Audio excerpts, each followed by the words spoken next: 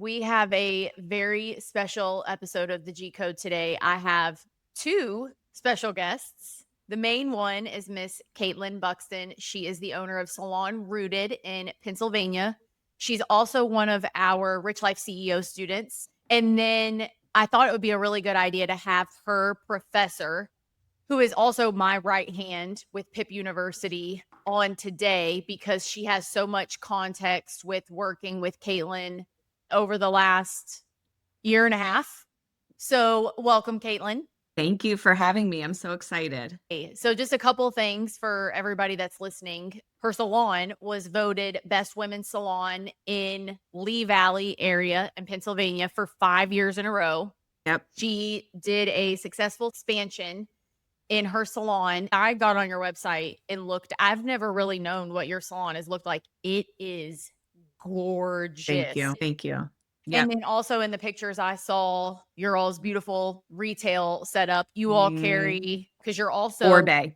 number 6 in sale. This is incredible. When I heard this, number 6 in Orbe retail sales for Pennsylvania and Delaware. Yes. So let's talk about that for a second, because I think retail is something that kind of just gets looked over by a lot of salons. Yep. Especially salon owners and getting their team to sell. What's your trick? I think the trick is just reminding my team how important retail sales are. And that was not always the case. I feel like when I started with Pipp University, I go back to the beginning, the wrap structure, and we kind of rebranded it and renamed it for our salon. And it was like the perfect ticket. So it's very simple, but these girls, we had like a little star chart, and every time they got a perfect ticket, it was being put in their brains like how important this was. Upsell your ticket, add a piece of retail, and by all means, make sure they're pre-booking, because that is your paycheck next. So I think it was just repetitive. Okay, did you get a perfect ticket? We're high-fiving in the back room. How often would you say you talked about that? You're like constantly reminding your team. How often and how? In the beginning, I would say I was constantly dropping messages in Slack, and I would say like annoying things like, remember, every client, every time. And now looking back, they like make fun of me, but they see the value in that, right? And they're understanding the bigger picture where it's intentional. We're solving problems for our clients, which then create their loyalty to us. Total. And how many team members do you have? Right now, 5 stylists, including myself, 2 apprentices, and 1 salon coordinator. And how often are you behind the chair? Too much right now. It's a work in progress. I am still full-time behind the chair, which means 4 full days a week. I schedule 1 admin day a week. And I know, and truthfully, payroll's being done at 9:30 at night when my kids go to bed. And I know all owners at some point in their journey can relate to this. Most owners right now in their journey relate to this. Yes. But for you right now, because before I was going in, looked at your website, went in, took a look at your numbers, and I was looking like the first 3 months that you enrolled with us, your average revenue was just under $45,000 a month. Yep, $45,000 a month, October to December of 2024. Then I pulled the numbers for October to December of 2025, and your average was $60,000 a month. That is, growing $15,000 a month in 1 year. That is just incredible. And what surprised me is sometimes when I get into your all spreadsheets, I tend to just look at the service sales and I don't scroll down and collect the total salon. And I was so surprised that when I did that, how much more the revenue grew because of your retail sales. Yes. Specifically in Q4 of last year compared to Q4 of 2024, which reflects exactly what you just said with the wrap structure. When you look at growing, because this is something, there are just so many salons out there and they're doing good. But they want to grow their revenue. They definitely want to grow their profit. and doing something like adding $15,000 of revenue on per month in 1 year, that's something that I think maybe it can sound like it's easier said than done. Now, if we were talking about add 40 grand a month, obviously that's a little bit hard to believe, but 15,000, I think that's believable for a lot of people. And then when they start trying to achieve it, it's a lot harder to get there. Yes. What would, Consistently. yes, consistently. What would you say has helped do that? Mm, I think, oh, that's a tricky question. So there was a couple things that came to mind when you asked that question. One was, I think that Katelyn, you're super aware of, like, for one, what your numbers are, which is, I know that you probably don't think that's a big deal, but a lot of times, like, when I'm trying to, like, support somebody in growing revenue, it's like, if we don't know where we're starting, it's really impossible to kind of make that even go higher, even if we're not necessarily trying to hit a specific number. So the fact that you're, like, literate in your numbers is a huge deal. Huge. Do you think that, like, that's coming from, like, the spreadsheets inside of PIP University, like that daily priming ritual sheet? Like, do you think that's what's cluing you into that? I have been a hairstylist all my life, a business.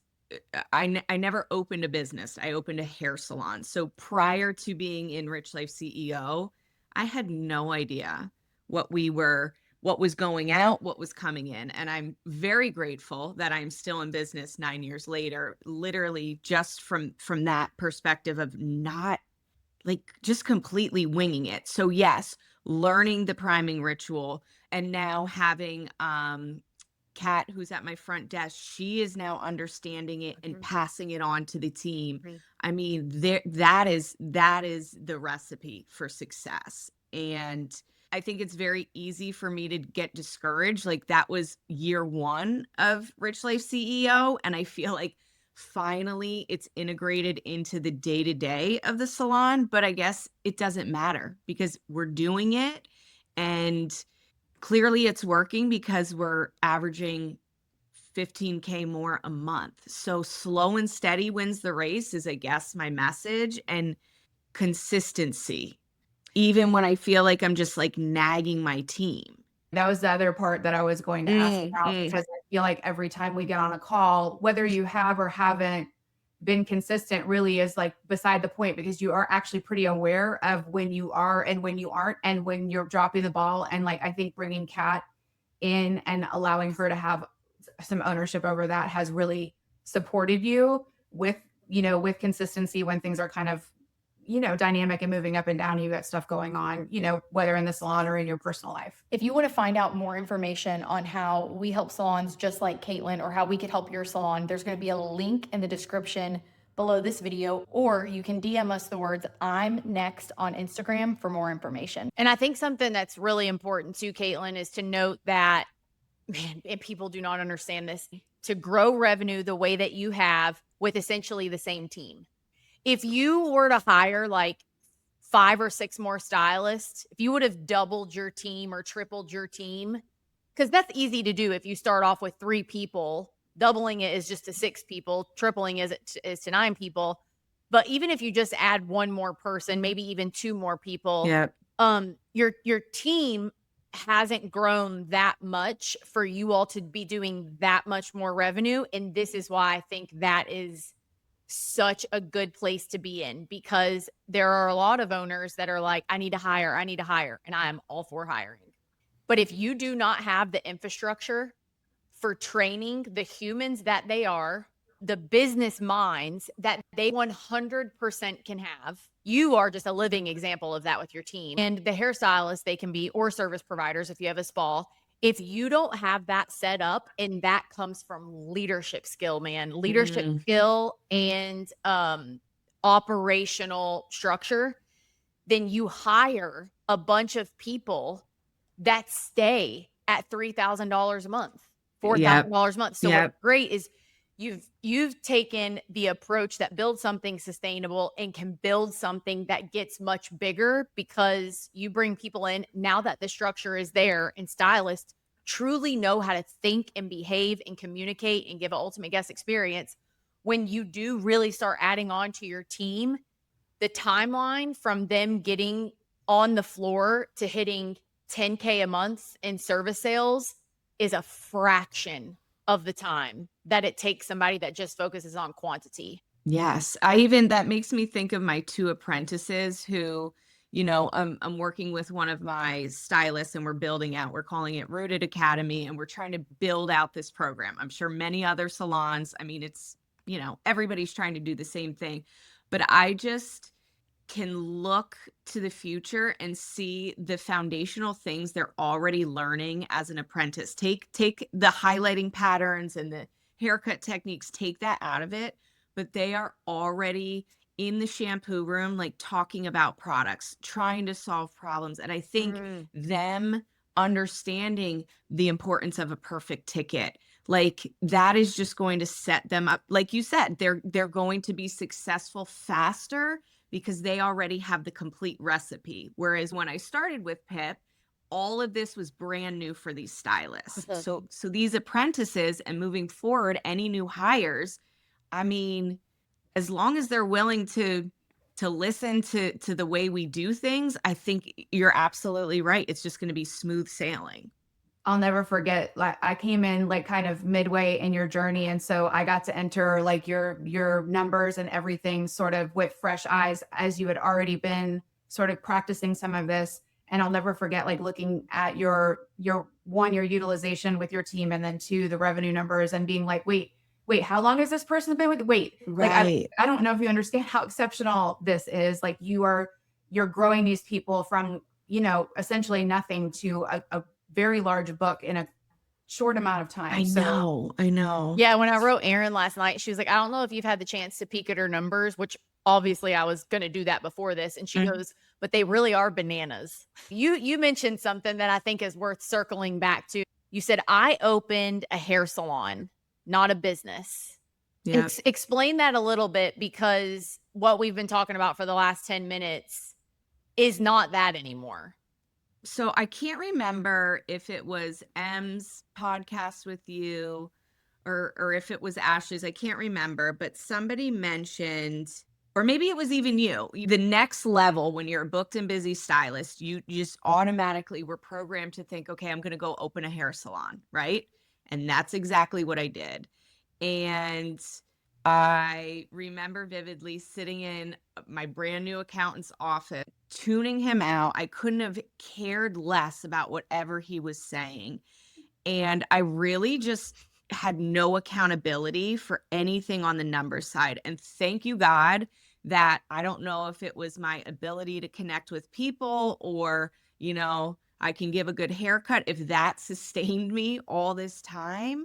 But I'm a creative. So for me to get into this business mindset has been a lot of work and effort. You know what's so funny to me is you're like, I'm a creative. I'm like, that is just so interesting to me, because I see that totally different, because you are so good at the business side, which I think is very important for people to hear, because the biggest resistance in our industry is, by far, I sent out a text message to all of our professors a few months ago.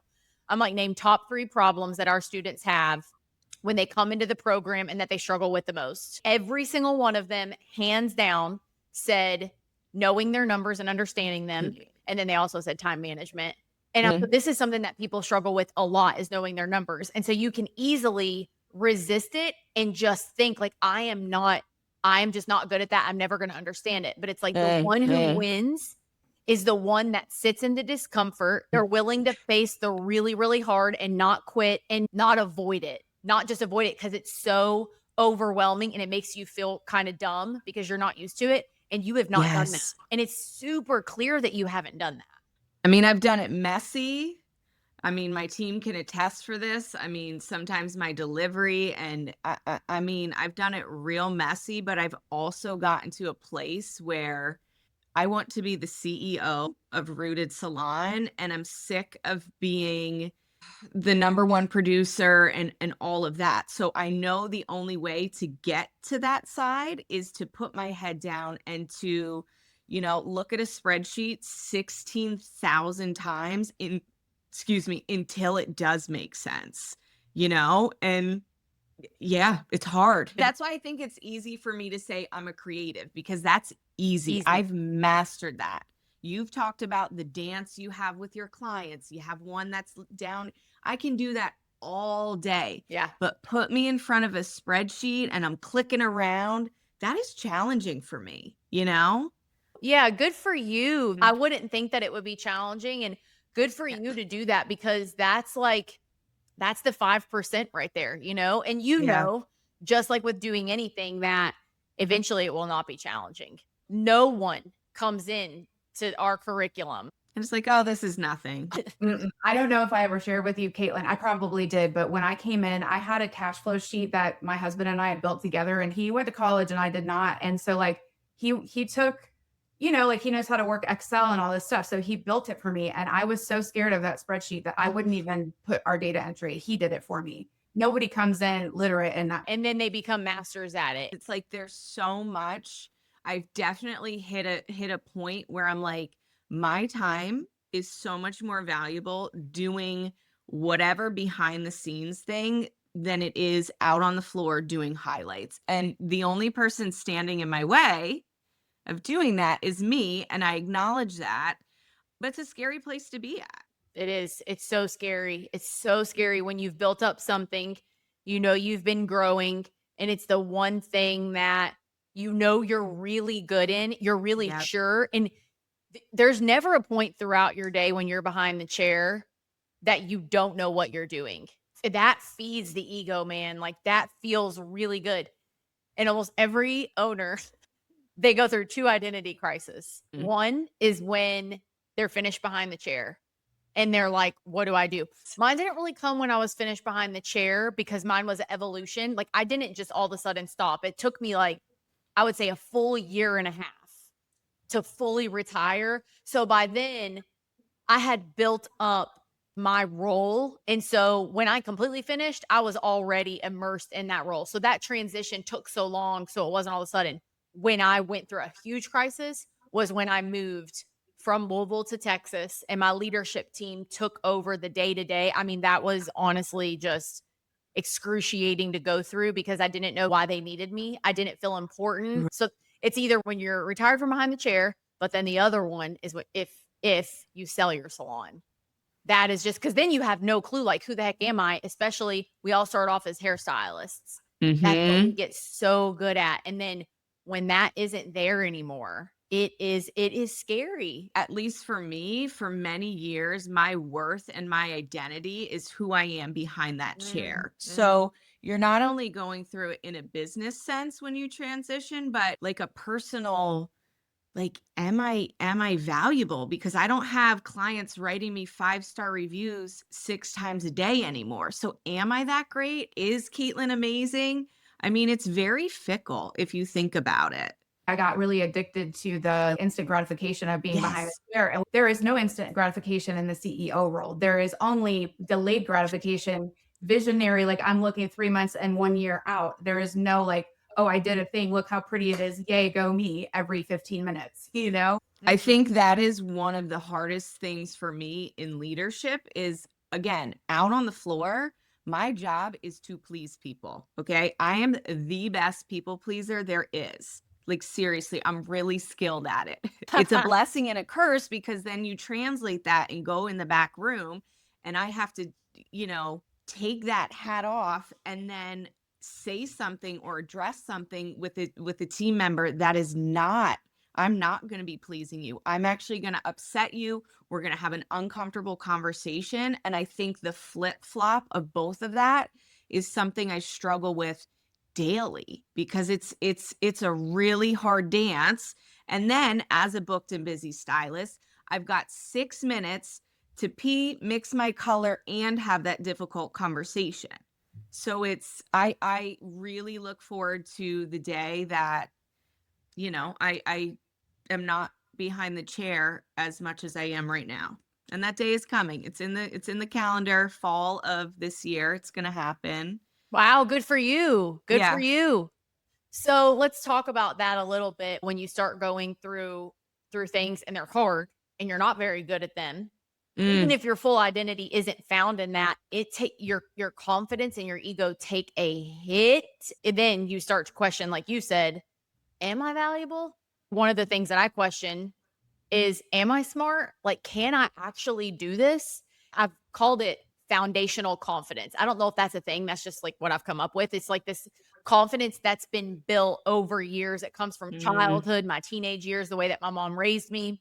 And then I can come back and snap out of it. And I have to do this, like, I'm not kidding, like 15 times a day right now, where I'm like, no, I am capable of this. I am capable of this. And if I feel like I'm not right now, I will figure this out. And that especially gets hard when you're trying to run a business. You're a mom, you've got a whole personal life. So when you're talking about how this affects your personal life, let's talk about that for a second. So when I opened the salon, I was married, and this was a business venture that my husband and I pursued together.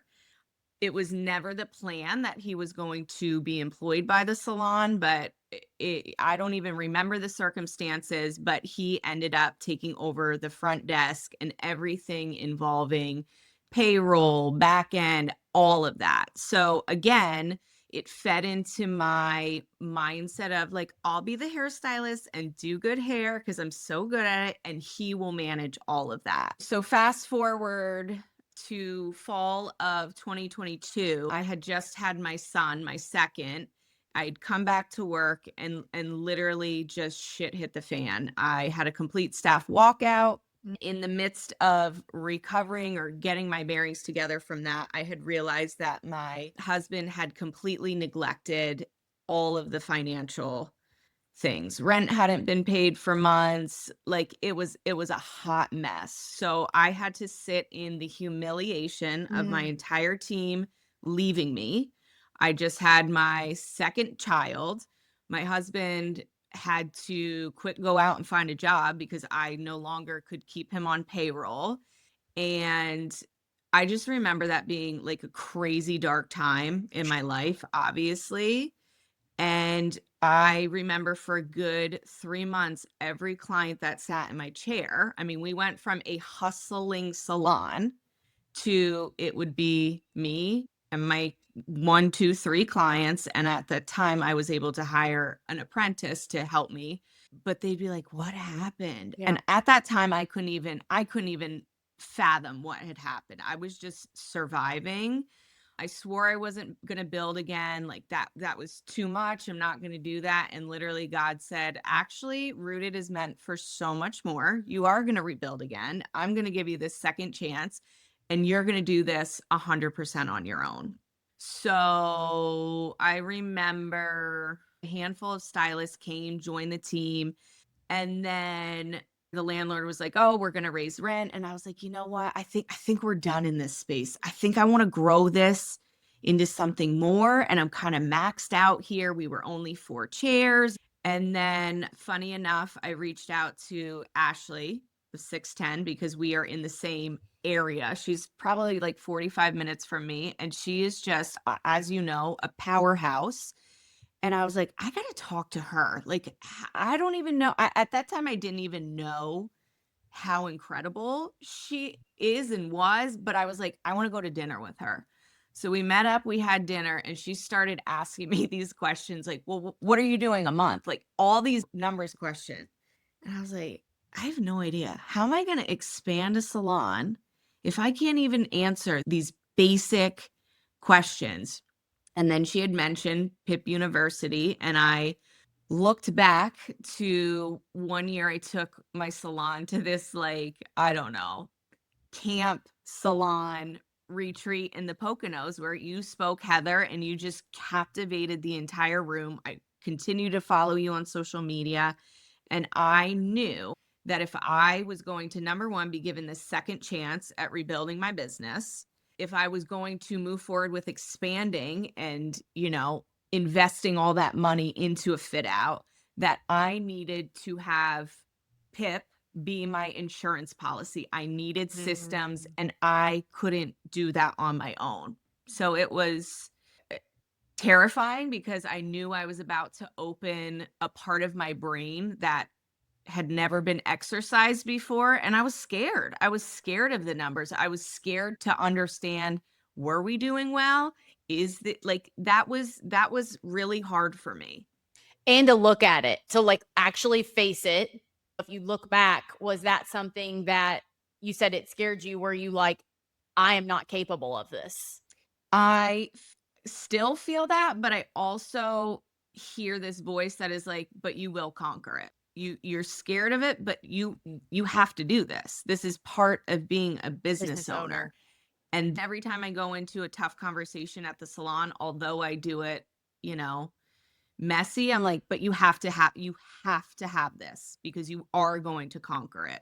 There are way more owners that struggle with being candid with their team and setting boundaries and guidelines Yeah. than there are owners who do not struggle with that at all. And I know quite a few owners that just don't struggle with that whatsoever. They usually struggle with being a little bit soft. I wish that person could rub off on me and that came easy to me. Whereas I'm a pro people pleaser. So how do you do it? And do you make yourself do it when you know it's necessary? Yeah. If I'm listening to something like this, I want to know exactly what you say. Somebody is constantly late. Somebody is constantly not in dress code. Somebody they're negative and other people feel it. What does that look like for you from the moment you realize it and like you can confirm, okay, this is an issue after something is done about it? What does that look like? I think for example, if someone's late, I'm going to give them in my head a couple chances because life happens and I want to be that boss that is firm yet understanding. So I like give it a little bit. And then when something flips in me that I'm like, okay, now I'm irritated. Now you're taking advantage. Then I'm going to force myself to approach that person and say, hey, this is the least favorite part of my job here, being an owner and having to hold you accountable. But I need you here 15 minutes before your shift starts, just like everybody else. Okay. How simple is that and how good is that? But let me tell you, I'm making it sound so easy because the second I have to say, hey, so-and-so, can you come in the back room? It's like my heart sinks for them. So I'm standing there shaking. My voice is shaky, but I have to do that. If not, I'm going to go back to the old salon that crumbled. I'm sniffing you've been coached by Erin. It smells like that in here. You make it sound super easy, which is really cool because it goes to show how often you do this because we did not go over this before I pressed record and that just flew off the tip of your tongue. You opened with vulnerability to set the stage for safety of, hey, this part sucks for me, dude. I don't like doing this. This is my least favorite part. And then this is what we get wrong so often. We make it way more complicated, probably because we're nervous and we don't want to hurt anyone's feelings. You are just direct with what gets to happen. We don't have to dig up and dig up and dig up. So Erin, and I know that you came in her journey late, but I know that you also have a lot of context with working with her. What would you say about coaching Katelyn and what you've seen in her leadership ability? Yeah, I've gotten emotional a few times here, just like listening to you guys go back and forth because I'm like a proud mama right now.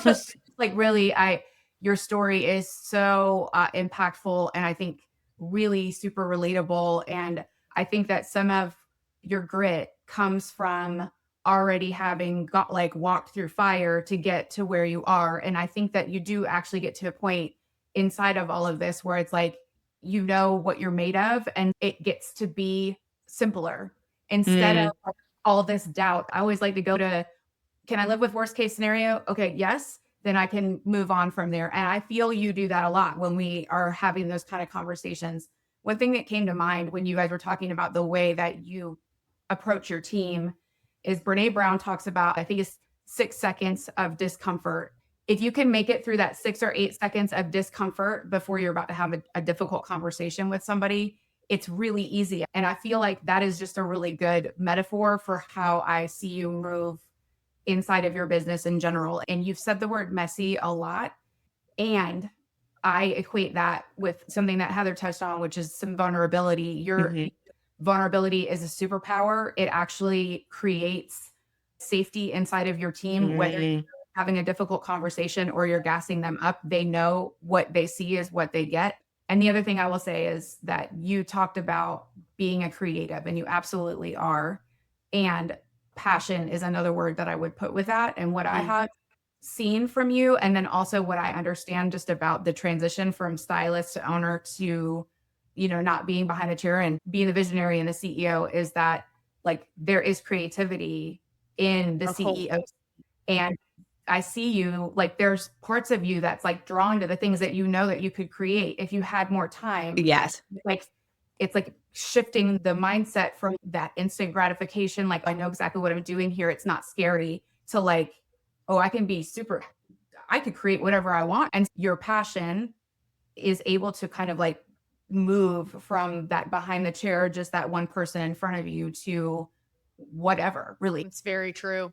Katelyn, my last question for you. How is the salon different now? How different does it feel from now versus 2022 before everything happened? It feels that even though I'm still building and fine-tuning systems, it feels I am in control of my business, and that there is a level of respect for me. My team respects me, and they trust me to have these uncomfortable conversations. So it feels different in the sense that we're a well-oiled machine, and I have a solution for any issue that my team comes to. And I might not have that solution right now today, but I have the ability to say, hey, can I get back to you about this in a few days? Like I'm in control of the salon, whereas the salon used to control me. And you mentioned your team, they have respect for you. Do you have more respect for yourself? I do. And isn't that so much better? It's like we look at these things that have happened.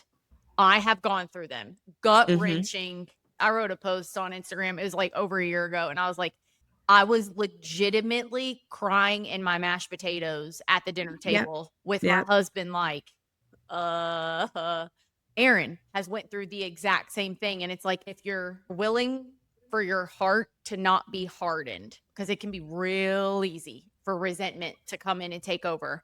And I remember always being like, Lord, don't let me harden my own heart. I don't want to operate like that. I know. For myself.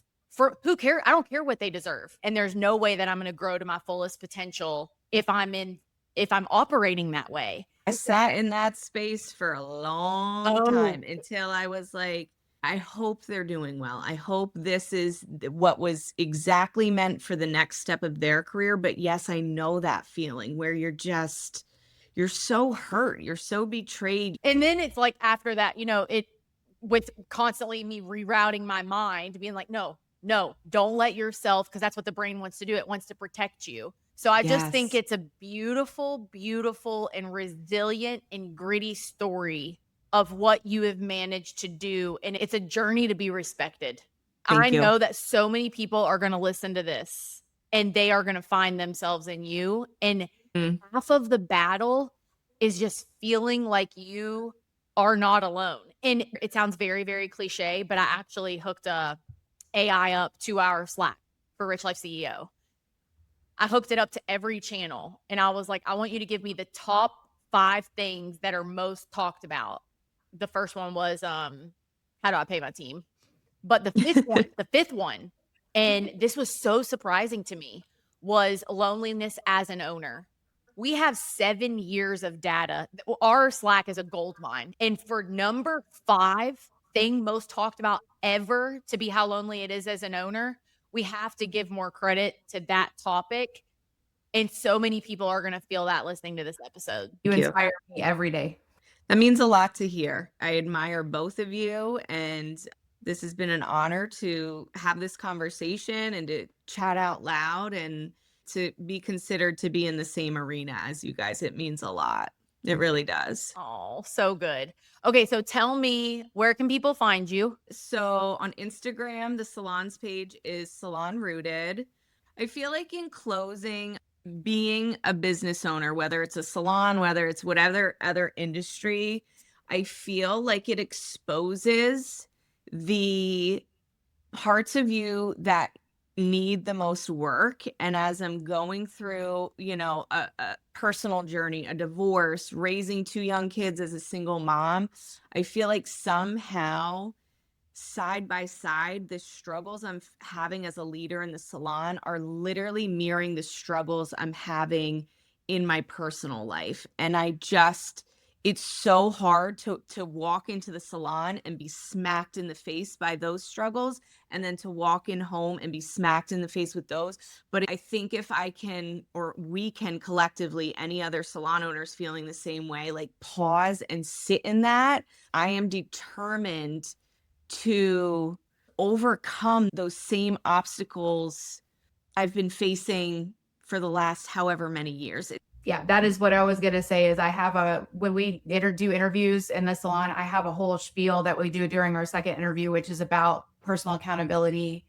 I was just thinking as you were saying all of that, like how much awareness, like self-awareness it takes to say what you just said. And we say inside of that self-accountability part is that like, we can only coach you as far as you're willing to acknowledge. Yes. And so for you, like you're willing to acknowledge, you sit in front of me completely open and just like, here's the thing. What are we doing? Yep. And because you do that, you're so coachable. It's awesome. Katelyn, thank you so much. This was really fun and really valuable. I loved this. And Erin, thank you so much for hopping on here with us too. Loved it too. Yes. Awesome. Thank everybody. you. Thank you. Go find Katelyn, reach out to her if you have any questions or you want to connect with her. Bye, Awesome. guys. Bye. Thank you.